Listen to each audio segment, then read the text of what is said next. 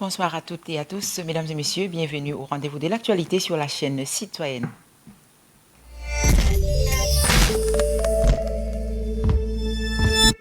Depuis hier, les réseaux sociaux s'enflamment. Deux trésoriers ont été détournés sans ménagement de plus de 6 milliards de francs CFA du trésor public. Le pot rose a été découvert donc à la suite d'un contrôle minutieux mené par les éléments de l'autorité indépendante pour la lutte contre la corruption. Cette grosse prise est diversement appréciée. Voici à ce sujet l'analyse de la rédaction signée l'Aldim Narcisse Mbaynadi.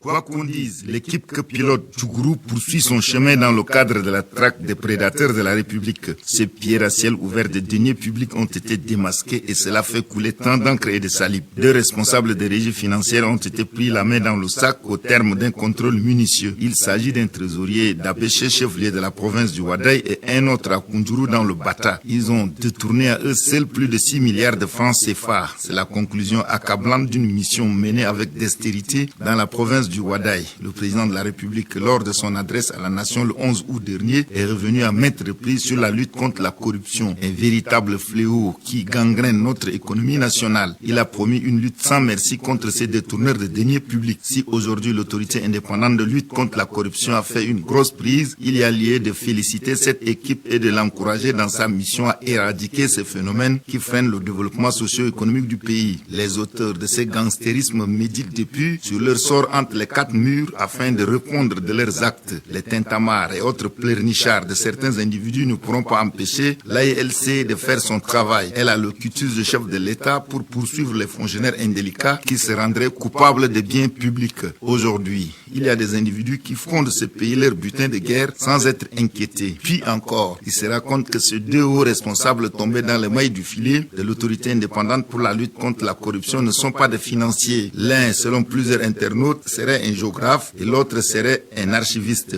Voilà des gens qui n'ont rien à voir avec les finances, qu'on a bombardé aux finances par clientélisme et par affinité pour en tirer profit. Ce qui est en train d'être précipité au bord du précipice, notre économie nationale. C'est à cause de certains individus, caciques ou courtisans de la kleptocratie moribonde. Il faut apprécier à sa juste valeur ce que l'équipe de Djougou vient de réaliser pour couper l'herbe sous le pied de ces prébandiers qui écument les régies financières du pays. Nous ne dirons jamais assez au grand mot de grand remède. À Doba, chef-lieu de la province du Logone oriental, le délégué général du gouvernement auprès de la dite province Tokidadi a procédé à la remise officielle des charges des villas présidentielles rétrocédées aux conseillers provinciaux. Le délégué Tokidadi, dans son intervention, a félicité les démarches qui entrent donc dans la droite ligne de la décentralisation. Il a aussi interpellé les conseillers à en faire bon usage. Il est au micro de Fierté Ouattara. Ce matin, la cérémonie de remise officielle du bâtiment présidentiel tel que instruit par le chef de l'État lui-même, par l'entremise de son secrétaire particulier. Donc, la rétrocession des villas présidentielles au conseil provincial de la province du Logone oriental. C'est cette cérémonie donc qui nous réunit ce matin. À ce sujet, je tiens à dire quelques mots à l'endroit non seulement du président, mais l'ensemble d'abord des élus et aussi des enfants de la province. Voilà ce joyau qui vous revient aujourd'hui, démontre en suffisance la volonté de votre autorité de pouvoir passer réellement, concrètement, directement à la décentralisation. Cela appelle de votre part cet engagement que vous devez avoir présent à l'esprit, de vouloir croire et comprendre la décentralisation pour se mettre au travail, mais réellement au travail, au profit de la province et partant de l'ensemble du Tchad.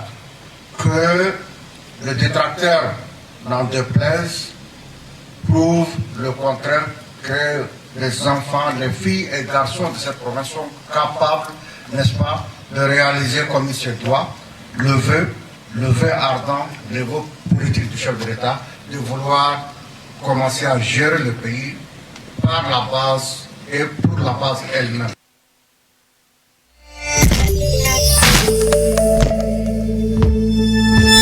Et puis la formation en leadership initiée à l'intention des agents de la Banque des États de l'Afrique centrale BAC, agence d'Abéché, chef-lieu de la province du Ouaddaï, a pris fin. C'était donc ce matin.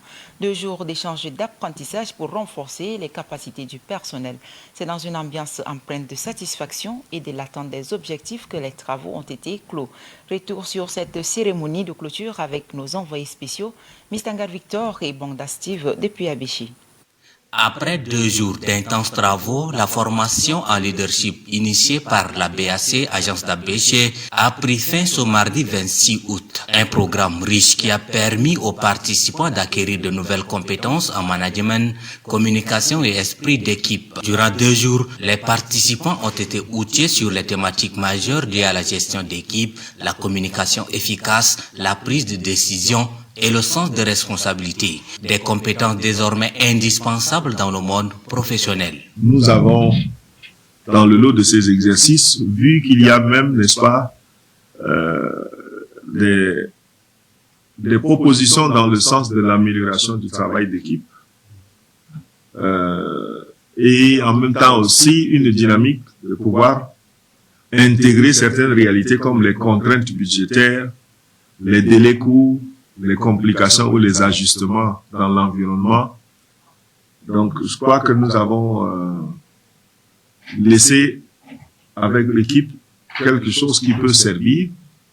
Naturellement, il faut continuer à s'en rappeler, sinon on peut les oublier, c'est comme un peu les mathématiques. Cette formation a permis au personnel et agents d'apprendre de nouvelles méthodes de travail, surtout en termes de prise de décision et de gestion de priorités. Le responsable de l'agence BAC d'Abéché a pour sa part salué cette initiative et exhorte son personnel à mettre en pratique les acquis de la formation. Je crois que nous allons recevoir, moi y compris, le certificat qui n'est pas non seulement un 4 Sakit, mais je crois que qui peut servir.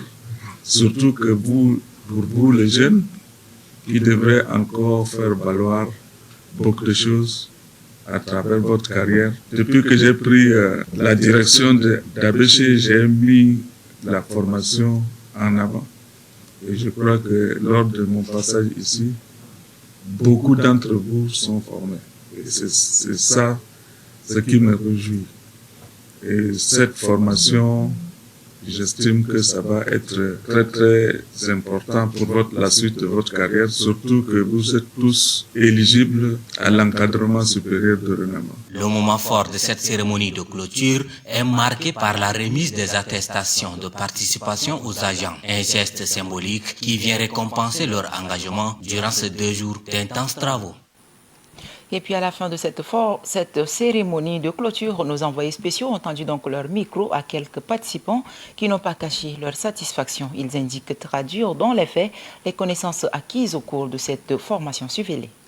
La formation a été initiée par le directeur d'agence et en collaboration avec la Fondation Maxwell. Donc la formation a été étalée sur 2 journées où nous avons vu les 17 lois pour un bon travail en équipe. Le premier dit que 1 est tout petit pour réaliser des grandes choses. Et quand on ajoute le 0 qui est rien, derrière le 1, ça devient directement 10. Donc il faut se mettre en équipe pour réaliser des résultats exceptionnels. Quand on se met en équipe, ce n'est pas pour réaliser des résultats ordinaires, mais des résultats exceptionnels. Cette formation, pour moi, c'est une valeur ajoutée. Et ça m'a beaucoup édifié. Ça m'a permis de savoir comment fonctionne l'environnement de travail, l'environnement professionnel, comment accepter ses erreurs, comment réparer ses erreurs en même temps. Et je pense qu'on va appliquer ces lois et cette formation dans notre vie professionnelle. On vient d'apprendre vraiment beaucoup de choses à travers cette formation. Mais il y a un adage qui dit, seul on peut marcher vite, mais en équipe on ira loin.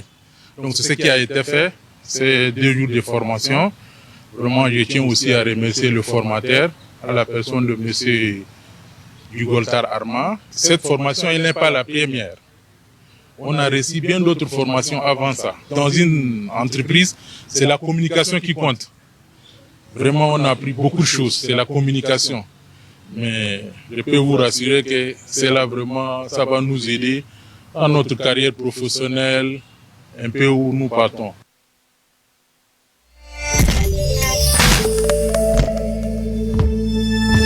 L'accès des femmes aux opportunités socio-économiques révèle donc d'un véritable parcours du combattant, que ce soit en milieu urbain ou rural. Elles remuent ciel et terre pour subvenir aux besoins essentiels de leur famille. Alphonsine Madilem nous amène à la rencontre de ces battantes au quotidien. Reportage. Les femmes, car c'est bien d'elles qu'il s'agit, représentent plus de la moitié de la population tchadienne. Selon les derniers résultats du recensement général de la population et de l'habitat, elles contribuent activement au produit intérieur brut, notamment à travers l'économie informelle, où elles sont présentes à 90%. Cette forte implication témoigne de leur rôle crucial dans ce secteur. Cependant, elles évoluent dans des conditions précaires et peu rentables. Chaque jour, elles luttent pour joindre les deux bouts, affrontant de multiples obstacles. Certaines doivent marcher des dizaines, voire des centaines de kilomètres pour atteindre les centres-villes. Rares sont celles qui peuvent se permettre de prendre les minibus pour rallier les zones urbaines. Dans ce contexte difficile, certaines femmes se lancent corps et âme dans l'entrepreneuriat. Pour elles, c'est une voie vers la sortie de la pauvreté ambiante et surtout un moyen d'assurer leur autonomisation. Je suis une vendeuse de divers articles, à savoir le riz, les pâtes alimentaires. Je tricote aussi des éventails et les objets artisanaux. Mais ces derniers temps, avec la conjoncture économique que le pays traverse, les choses ne sont pas faciles à N'Djamena. Veuve avec 5 enfants, c'est vraiment pénible pour nous de nous en sortir avec ce petit commerce que j'exerce. Vous savez qu'aujourd'hui, il est difficile que les frères de ton défunt mari s'occupent des orphelins. Et même nos conditions de vie sont insupportables car la faim n'attend pas. Je demande au gouvernement de venir en aide, surtout pour nous qui vivons dans les quartiers périphériques. Les autorités municipales, conscientes de cette réalité, reconnaissent les lacunes et promettent d'intensifier leurs efforts pour rendre plus visibles les actions d'hygiène et assainissement dans les quartiers périphériques de la capitale. La vraie mairie, c'est d'abord la population. Il faudrait que la population elle-même prenne d'abord cette conscience-là de son état de santé, surtout les caniveaux.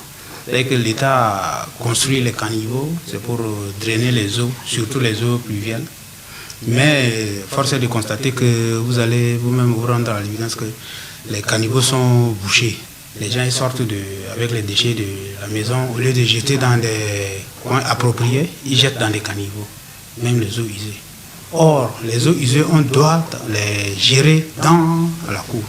Ça, c'est un comportement qui n'est pas bien. La représentativité et la participation des femmes dans le secteur informel devraient interpeller le ministère de la Femme et de la Protection de la Petite Enfance. C'est à ce prix que le pays pourrait atteindre le quota de 30% de représentativité féminine dans les instances de prise de décision et les postes de responsabilité tels que souhaités par les autorités tchadiennes. Alphonsine Madilem, merci. La ville de N'Djamena baigne dans l'insalubrité indescriptible et pour cause l'incivisme caractérisé de certains citoyens. Comment y remédier et surtout en cette saison pluvieuse? Roselyne Ndikourbois a sillonné quelques arrondissements de la capitale N'Djamena. Suivez son reportage. La cité capitale N'Djamena est plongée dans l'insalubrité notoire. L'on n'a plus besoin d'une loupe pour voir cette puanteur. En saison pluvieuse, la situation devient insupportable. Des tas d'immondices par-ci, des flaques d'eau, source de maladies par-là. Cette insalubrité est due en grande partie par l'incivisme caractérisé de certains citoyens. La question de l'insalubrité en N'Djamena, l'on n'en parlera jamais assez. Malgré les efforts fournis par les autorités, certains arrondissements sont toujours plongés dans une insalubrité indescriptible. Dans certains arrondissements, la propriété est visible avec des caniveaux curés. Sinon, des tas de terre abandonnés sur les chaussées par le service en charge du curage et des caniveaux visibles. Par rapport à Moursal, la grosse pluie d'avant-hier, c'est un peu mieux. Mais tellement qu'on a un peu souffert. Mais quand on est sorti le matin, ça a été mieux, quoi. Dans le 3e arrondissement, par exemple, les tas de terre déposés dans certains endroits indisposent les citoyens. Le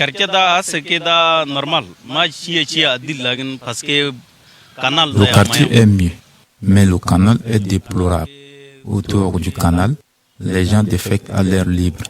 En plus, le canal est insalubre. C'est un grand risque pour la population. Il faut que la mairie fasse son travail. Comme vous avez constaté, la mairie a déposé des tas de terre ici. Et ça nous indispose.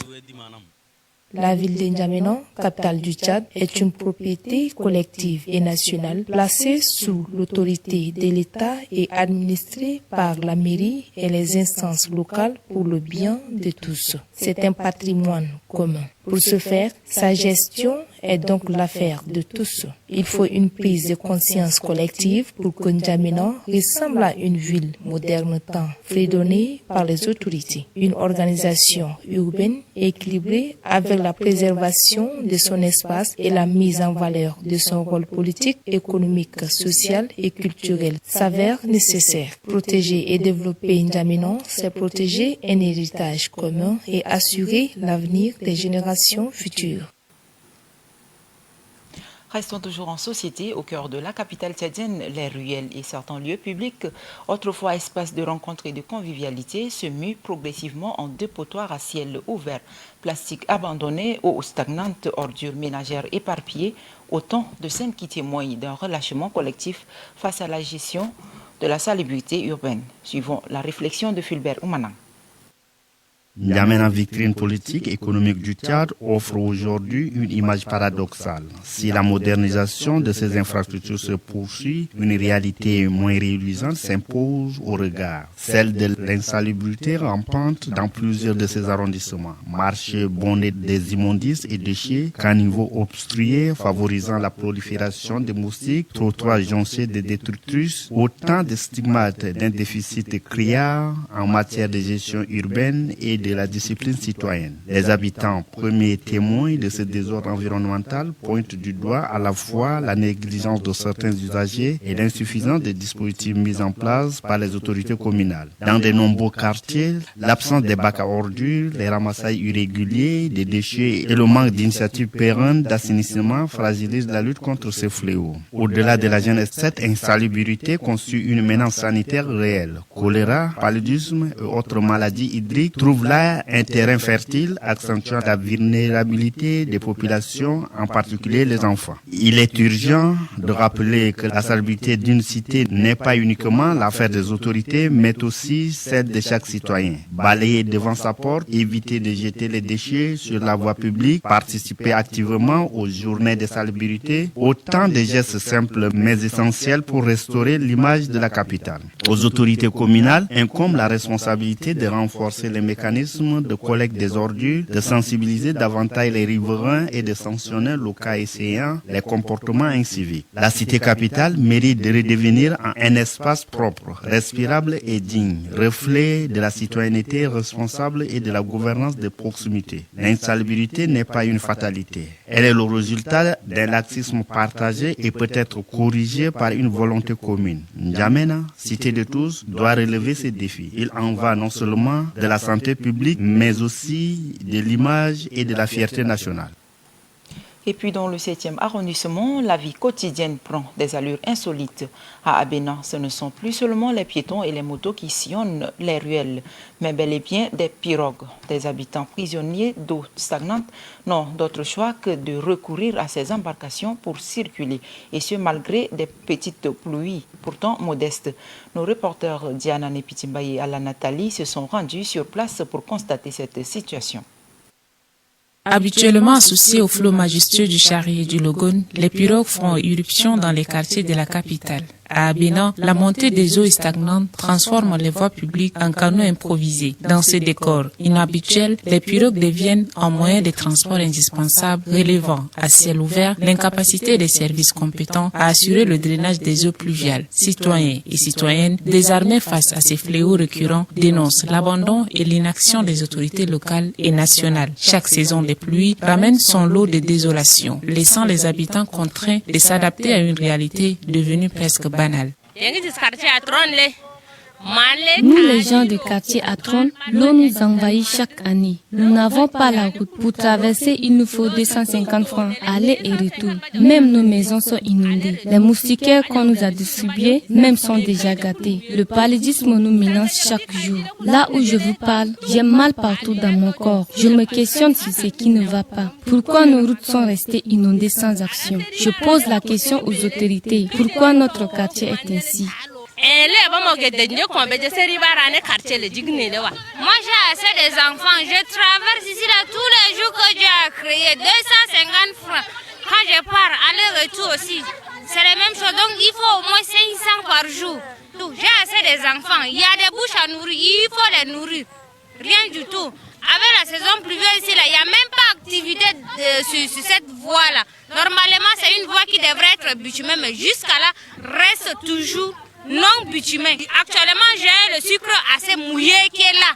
Je ne sais pas comment je vais m'arranger. J'ai déjà acheté le sucre, mais c'est mouillé. Je vais m'arranger comment avec mes clients. Dans cette adversité, certains trouvent néanmoins matière à tirer profit. Les propriétaires de pirogues offrent leurs services contre rémunération fixant les tarifs oscillant entre 100 francs et 250 francs CFA, selon l'âge et la corpulence des passagers. Une manne économique ponctuelle qui n'efface pas l'amertume des intéressés, eux-mêmes critiques d'une situation qui perdure. Parce qu'on est en train de traverser le pirogue par jour. On va trouver 2000, 2500 ou 2000 par une seule journée. Pendant ce temps, les enfants transforment ces mares insalubres en piscines de fortune, ignorant les risques sanitaires liés aux eaux polluées. Ces spectacles surréalistes où l'urbain se mue en aquatique interpellent sur des enjeux cruciaux qui sont, entre autres, l'aménagement du territoire, la gestion durable des eaux pluviales et la planification urbaine de la capitale. Autant de défis incontournables. N'Djamena veut réellement aspirer à devenir la vitrine de l'Afrique comme le promettent les ambitions officielles. La suite de l'actualité, mesdames et messieurs, dans la société tchadienne, il est de plus en plus fréquent de constater que certains employés justifient leur retard et absence par la seule raison de la pluie. Un argument, bien que valable dans certains cas extrêmes, ne saurait être une excuse systématique pour fuir ses responsabilités professionnelles. Le constat de Mbainadi Nicolas.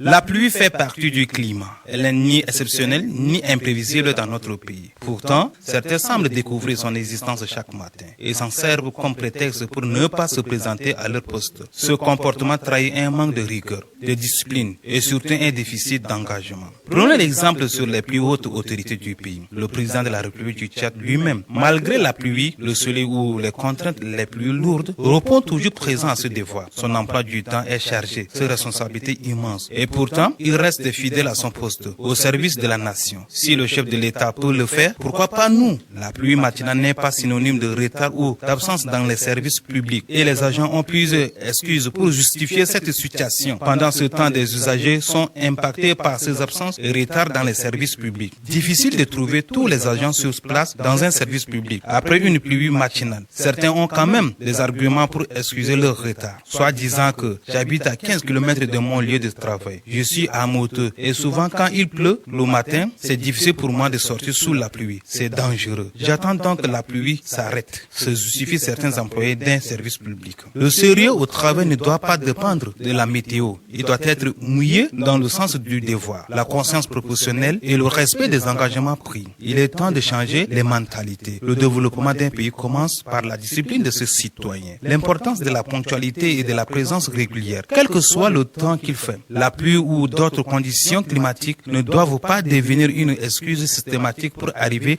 en retard ou ne pas venir du tout. Vous devez consulter la météo la veille et prévoyez un départ plutôt si de fortes pluies sont annoncées. Un parapluie à portée de main, des vêtements adaptés. Tout cela vous aide à gagner du temps le matin. Si vous dépendez des transports publics ou d'un moyen spécifique, ayez un plan B en cas de problème. Être à l'heure, c'est aussi une preuve de professionnalisme et de respect envers ses collègues et le travail collectif. Les retards récurrents, surtout pour des raisons comme la météo, finissent par affecter la confiance que l'on accorde à votre engagement.